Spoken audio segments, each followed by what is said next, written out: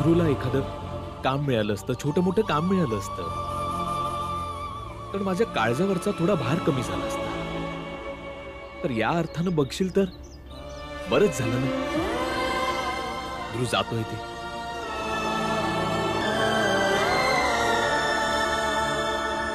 आणि बाळाचं काय?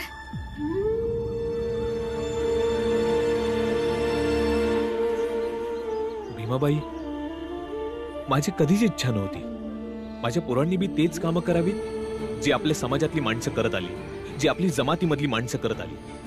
हे चप्पल शिवणं, हे बाजा वाजवणं, माझं नेहमी म्हणणं हेच होतं. माझ्या पोरांनी लिहावं, वाचावं, पर हे काम करू नये. पर बाळानं काय निवडलं? बाजा वाजवणं. त्याच्यासाठी बाजा वाजवणं हे काही अवघड काम नाही. तो जिथं बी जाईल, जिथं बी राहील, तिथं बाजा वाजवण्याचं काम त्याला मिळालं. पर बाळाची इच्छा आहे की तो बंबईला जाऊन गोऱ्या सरकारच्या पथकात बाजा शिकायची. भीमाबाई, जर का त्याच्यामध्ये खरंच शिकायची ओढ असेल तर तो बॉम्बेला न जाता शिकू बी शकतोच की. पर आता ध्रुव जातोया तर त्याला आपण समध्याने आनंदाने निरोप देऊ, हसऱ्या चेहऱ्याने पाठवू. कारण निर्णय जो भी काही झालाय योग्य अयोग्य आहे, पर ध्रुवसाठी तर योग्यच आहे ना.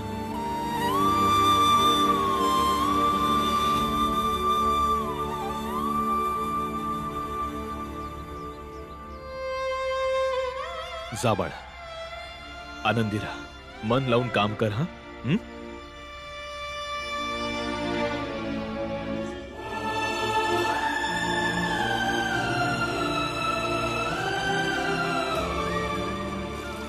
येतो बरं का ताई, स्वतःची काळजी घ्या.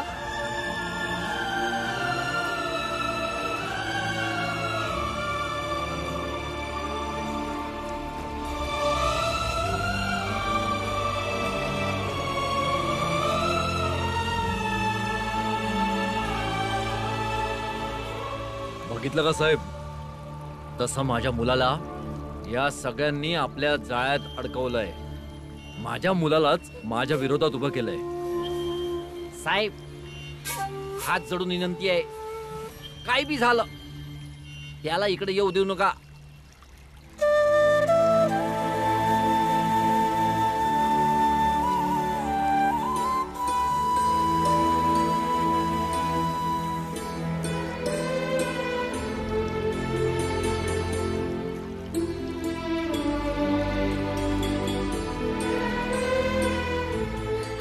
स्वतःची काळजी घे बरं का.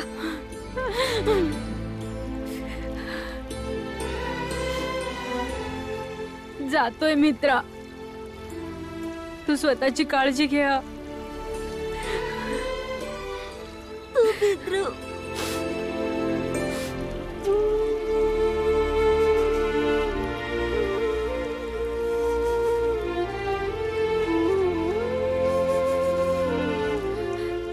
जा.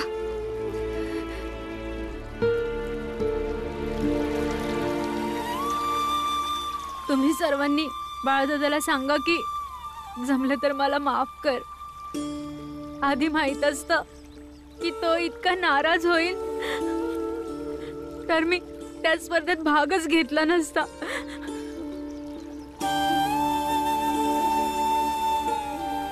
निघूया ध्रुव.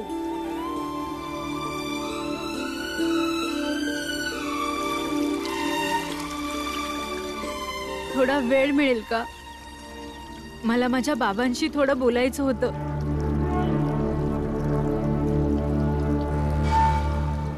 मी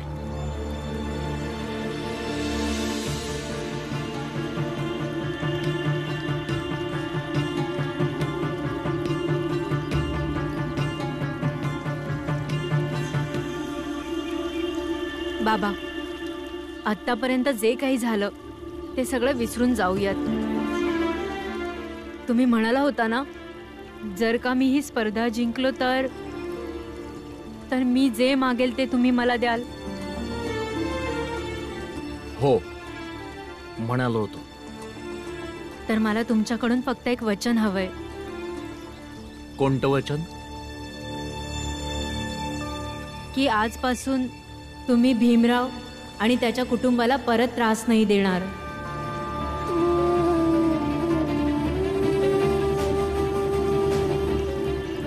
मला वचन द्या बाबा की तुम्ही त्यांना त्रास नाही देणार. मी तुमच्या समोर हात जोडतो आणि जर का माझं श्राद्ध घातल्यानंतरही तुमचं माझ्यावर थोडं जरी प्रेम असेल तर तुम्ही त्यांना त्रास नाही देणार.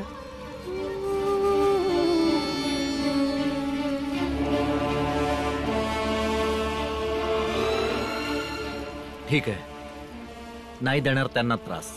तुम्ही लोकांनी माझा अंतिम संस्कार केलाय, त्यामुळे तुम्हाला मी शपथही देऊ शकत नाही. पण बाबा, एकदा शेवटचा विश्वास ठेवतोय, तोडू नका बाबा.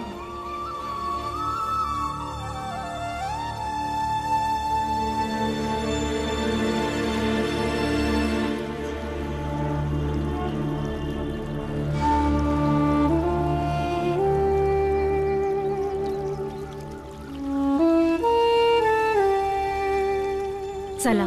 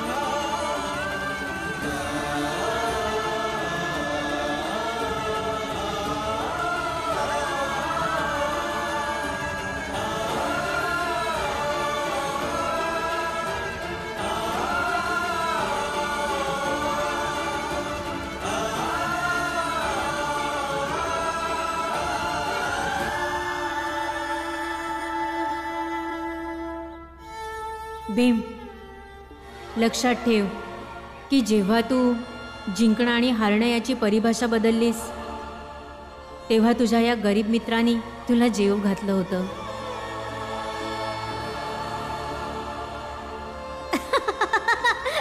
अरे भीम, ही तर जादू झाली. माझा कोट गायब.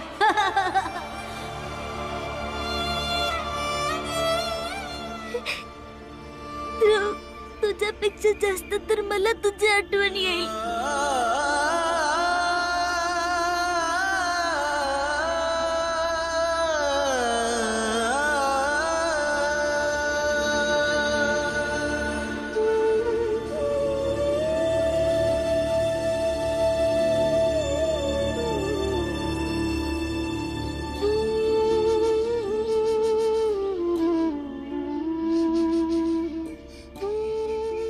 बाबा, असं का होतं? जो भी माझ्या जवळ येतो तो माझ्यापासून लांब का जातो? असं का होतं? कारण की भीमा, जो भी तुझ्या जवळ येतो या त्याला एक जगण्याचा नवीन उद्देश मिळतो आणि त्या उद्देशासाठी समधी जण पुढे निघून जातात. भीमा, ए भीमा, रडू नकोस बाळा. तू हा विचार कर, तुझ्या जवळ येणाऱ्या प्रत्येकाचं समद दुःख दूर होतंय र. हा, असा विचार नको करूस. रडू नको. नाही,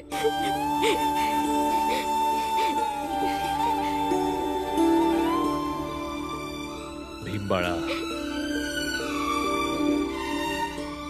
मी तुला आधीच सांगितलं होतं, भावना आपल्या जागी आणि व्यक्तीची जीवनयात्रा आपल्या जागी आणि प्रत्येकाच्या जीवनयात्रेमध्ये प्रत्येक जण एकटाच असतो या.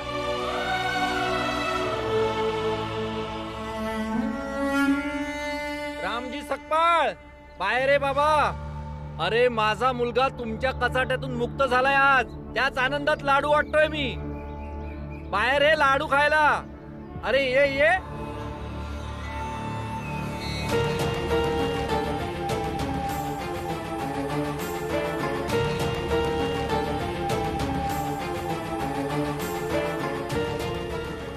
तसं तर आम्ही सगळे तुम्हा लोकांच्या सावलीपासूनही लांब राहतो,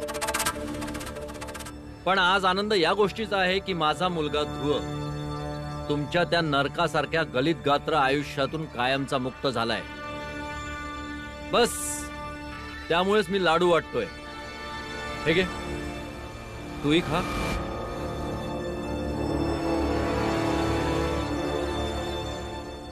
काय झालं? अच्छा, बाळाला बॉम्बेला जायला मिळालं नाही या गोष्टीचं दुःख आहे. तू तर खूप मोठ्या मोठ्या गोष्टी करत असतोस आणि आता लाडू नाही खात तू तोंड्या. अशी काय बी गोष्ट नाही आहे. आम्ही समधी खुश आहोत. हा आता बाळा थोडा दुःखी हाय, पर तो अजून लहानच तर आहे. आणि तुम्ही एका बापाच्या नात्यानं आपल्या मुलाच्या इजयाच्या आनंदानं लाडू वाटताय, तर मग आम्ही का नाही खाणार? नक्कीच खाणार. द्या.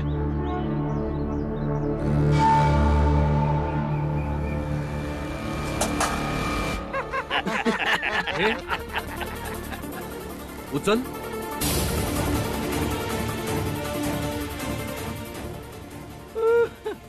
आनंद झाला ना, मग उचल.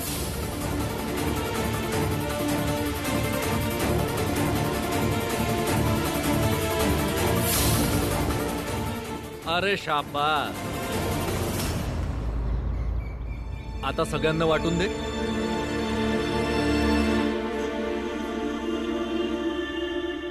घे.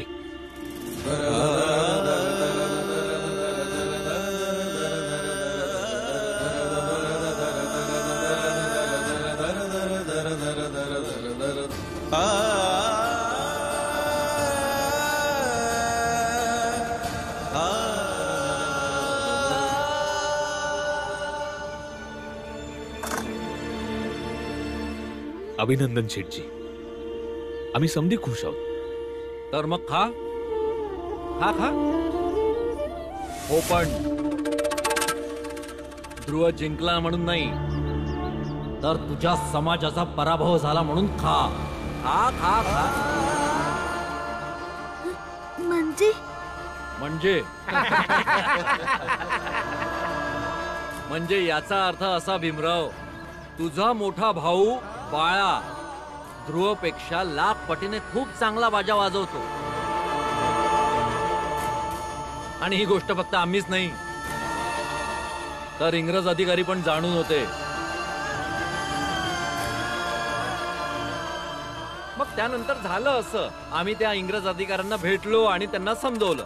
त्या 2 मुलांपैकी एक मुलगा अस्पृश्य आहे आणि एक मुलगा उच्च जातीचा आहे. एका अस्पृश्याच्या मुलाला तुम्ही तुमच्या बरोबर घेऊन जाणार साहेब?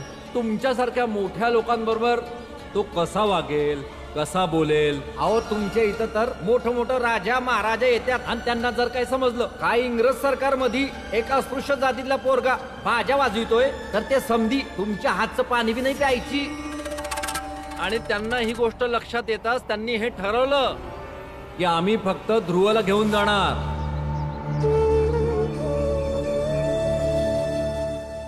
ऐकलत ना बाबा, तुम्ही म्हणत होता ना हुशारीचा सन्मान करू म्हणून.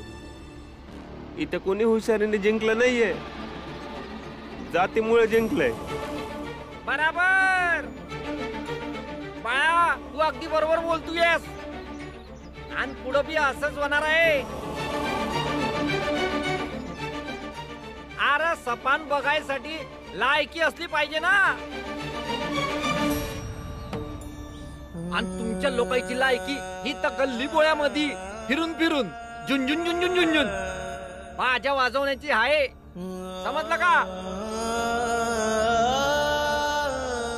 आणि समजलं नसल तर बाप लेख आई आत्या बसून नीट मनन चिंतन करा, तेव्हा समजल तुम्हासनी.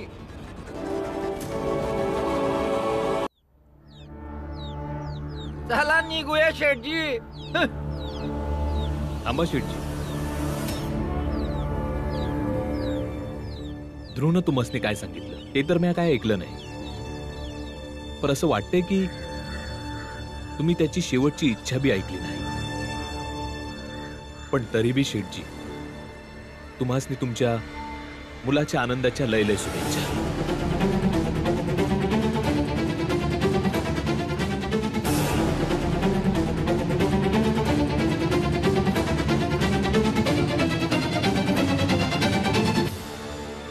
समजा तुझ्यामुळेच झालंय भीम. ना तू त्याच्याशी मैत्री केली असती, ना तो आपल्या जातीत आला असता, ना आज आपल्याला हरवून तो असा पुढे गेला असता. असं नाहीये बाळा दादा, याच्यात त्याची काय बी चूक नाही. जे बी केलंय ते शेठजीने केलंय. आणि तो तर जाताना बी तुमची माफी मागण्याच्या गोष्टी करत होता. आणि बाळा, तू काही पहिला एकटी नाही आहेस ज्याच्या बरोबर हे असं पहिल्यांदा झालंय. बाकीच्यांना जाऊ दे, पर तुझ्या स्वतःच्या बापासोबत जातीच्या नावाखाली इंग्रज सेनेमधून जबरदस्तीने काढून टाकलं होतं. मी आयुष्यभर का इथंच बाजा वाजवत राहायचा का? इंग्रजांच्या बँड मध्ये बाजा वाजवायचं स्वप्न सोडून दे. अरे असं आहे तरी काय त्या गोऱ्या सरकारच्या बँड मध्ये जो तू खुळ्यासारखा वागायला लागलायस? तुला बाजाच वाजवायचा आहे ना, मग तू इथं वाजवून येतं तिथं वाजव, काय फरक पडणार आहे? फरक पडतोच नाही. इथं बाजा वाजवलं तर कोणी माझ्याशी नीट बोलत बी नाही. तिथं बाजा वाजवलं तर लोक सलाम करतील मला, माझी इज्जत वाढेल, मी मोठा माणूस बनू शकेन. पण आता तर मला वाटतं असं कधी नाही होणार. मी भले किती बी मेहनत करू, पर असं कोणीतरी ध्रुव येऊन आपली जागा घेईल.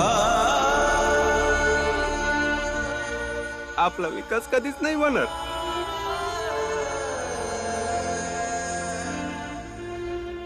बाळा, होणार. जेव्हा आपल्या जातीतल्या प्रत्येक बाळाचं कष्ट वाढत जाईल, तेव्हा ही पूर्ण व्यवस्था बदलत जाईल. आणि आपलं कोणी रस्ता अडवण्याचा प्रयत्न जरी केला तर आपली संघर्ष करण्याची जिद्द अजून वाढत जाईल.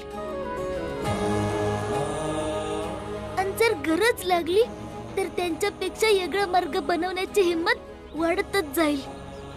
तेव्हा होणार आपला विकास. आणि जेव्हा आयुष्यामध्ये परिस्थिती प्रतिकूल असते तेव्हा सर्वात जास्त मेहनत करावी लागते. आणि धीर तो तर सर्वात जास्त धरावा लागतो.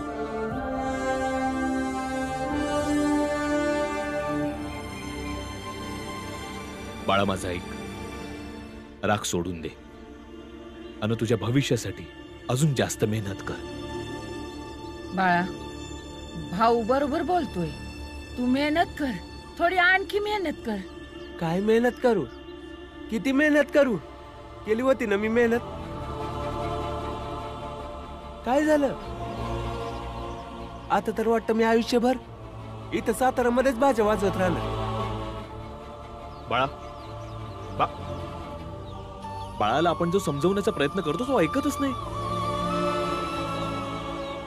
राहू द्या, राग शांत झाला की समजल त्याला. समज नाहीच समजलं तर आपण आहोत ना. पर आता राहू द्या. होय, आई बरोबर सांगते. आता त्यांना काय बी बोलू नका. भीमा, ध्रुवच्या झोपडीमध्ये काही सामान पडलंय, घेऊन ये जा. आता ध्रुव नाही तर झोपडी काढून टाकूया. हा नाही आई, असू दे झोपडी. ध्रुवच्या आठवणी आहेत. मी तिथे जाऊन अभ्यास करन. आणि जेव्हा ध्रुव परत येईल तेव्हा त्याला बघून किती बरं वाटेल का त्याच्या घराला आपण सांभाळून ठेवलं आहे. बरं ठीक आहे. मंजुळे इकडे ये.